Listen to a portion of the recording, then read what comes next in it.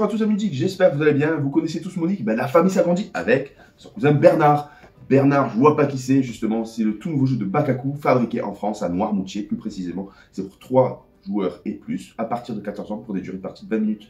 Donc du coup on va devoir imaginer une personnalité fictive ou réelle et on va positionner sur la table des attributs, des qualités, des défauts, de quelle nationalité est ce personnage justement, et il y aura des cartes aussi un peu plus corsées, justement pimentées, ça va rehausser le jeu à partir de 16 ans. C'est un jeu d'ambiance plutôt sympa à partager en famille. Le but du jeu c'est de se débarrasser forcément de toutes ces cartes, mais ce qu'il faut savoir, il y a 3 façons justement de se débarrasser de ces cartes. La première façon, on positionne devant la table. La deuxième façon, on peut donner à l'adversaire du fil à retordre en disant non, je vois pas qui c'est.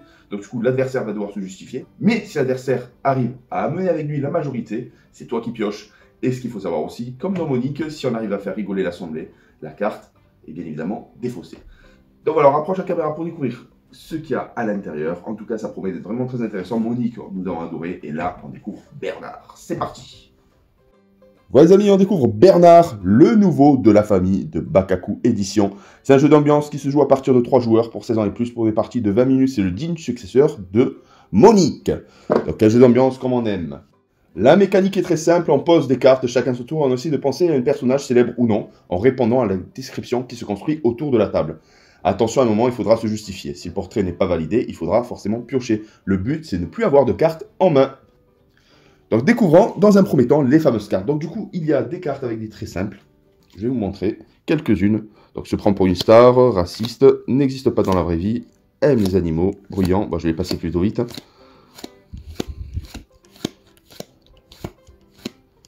Donc il y a énormément de qualificatifs. Nationalité, hein, italienne, Cécile grand, petit, agressif, brun, porte des lunettes, des traits physiques. Des traits moraux aussi, vous verrez, comme égocentrique, désagréable, plutôt de gauche, plutôt de droite. Donc ceci, ce sont les cartes qu'on va pouvoir poser, qu'on est obligé de poser à chaque tour, sinon on pioche, jusqu'à ce qu'on pose une carte qui peut prétendre justement à la qualification du personnage qu'on est en train d'établir autour de la table. Du cheval. Donc là, il y en a énormément, donc je ne vais pas tout vous spoiler. Ensuite, il y a les cartes un peu plus sympas à jouer. On va se dire, c'est des cartes bonus. Pose cette carte, elle devient le qualificatif que tu veux. Donc du coup, ça, justement, ça ouvre les champs des possibles. Donc il existe en plusieurs exemplaires. Nous avons aussi la nationalité. On peut poser n'importe quelle nationalité dessus. Ça, c'est sympa. Donc personne réelle ou fictive. Hein. Son métier, bien évidemment.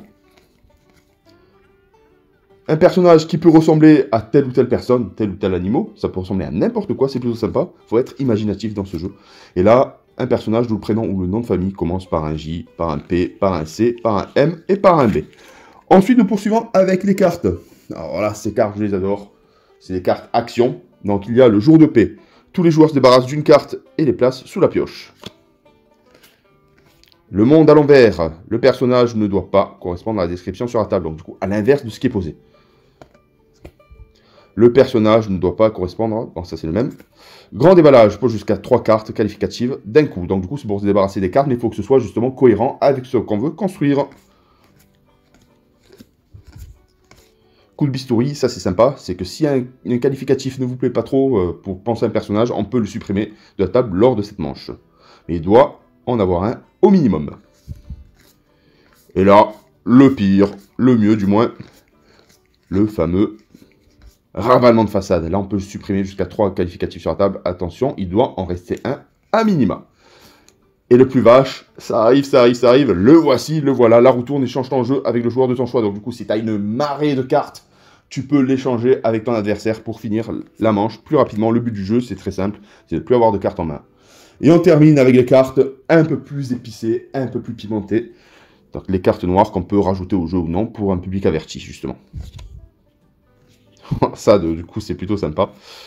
C'est un peu comme Monique, hein. Il y avait des cartes oranges, mais là, maintenant, c'est des cartes rouges, justement, qu'on peut rajouter et qui font rire inévitablement l'assemblée. Ça, c'est sûr. Voilà, là, il est masqué, il n'a pas envie trop de se montrer, ce Bernard. Ce qui est intéressant à savoir aussi, c'est on peut tourner dans n'importe quel sens la carte, vous allez avoir le texte. Donc, du coup, tout autour de la table, on va pouvoir, franchement, jouer le jeu dans sa simplicité la plus totale. Donc, comment fonctionne le jeu? C'est très simple. Chaque joueur, on mélange l'ensemble des cartes, bien évidemment. On va faire un petit tour de magie. 1, 2, 3. Et voilà. Donc là, les cartes ont toutes été mélangées. On distribue 6 cartes à chaque joueur. Donc du coup, c'est à partir de 3 joueurs. Donc on distribue 6 cartes.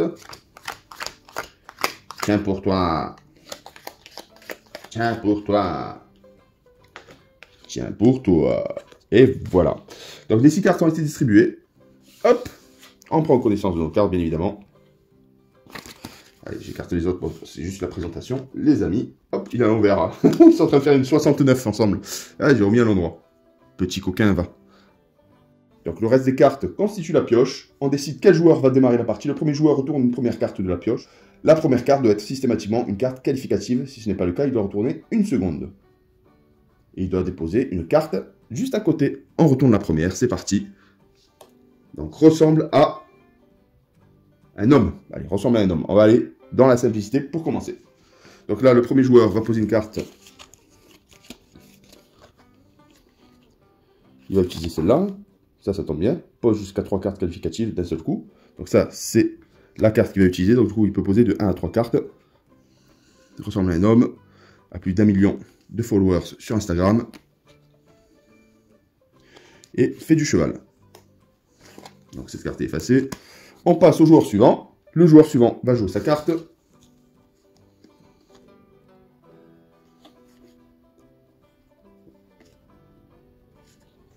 Alors, je vais mettre sportif.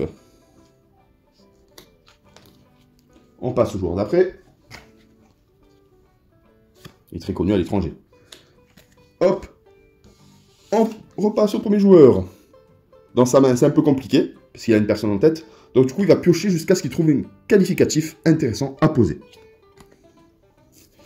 Ah, utilise celle-là. Supprime un qualificatif sur la table. Hop, il va lever le plus de million de followers. On passe de nouveau au joueur d'après. Drôle. Hop. La personne, à tout moment, on peut dire « Je ne vois pas qui c'est ». Donc, ce joueur-là va annoncer « Je ne vois pas qui c'est ». Et du coup, la possibilité qu'il y a, donc le joueur va devoir se justifier. Donc du coup, Drôle est très connu à l'étranger. On avait dit que c'était un homme. Que c'était un homme qui faisait du sport, il faisait du cheval. Donc moi, je pense systématiquement à Cristiano Ronaldo. Donc du coup, dans ses passe-temps, il adore faire du cheval. Il est très connu à l'étranger. Il est drôle, justement, dans certaines de ses interviews. Et voilà, donc du coup, l'Assemblée plus 1 va décider ou non de lui accorder le point. Ou sinon, il récupère la moitié des cartes arrondies au supérieur.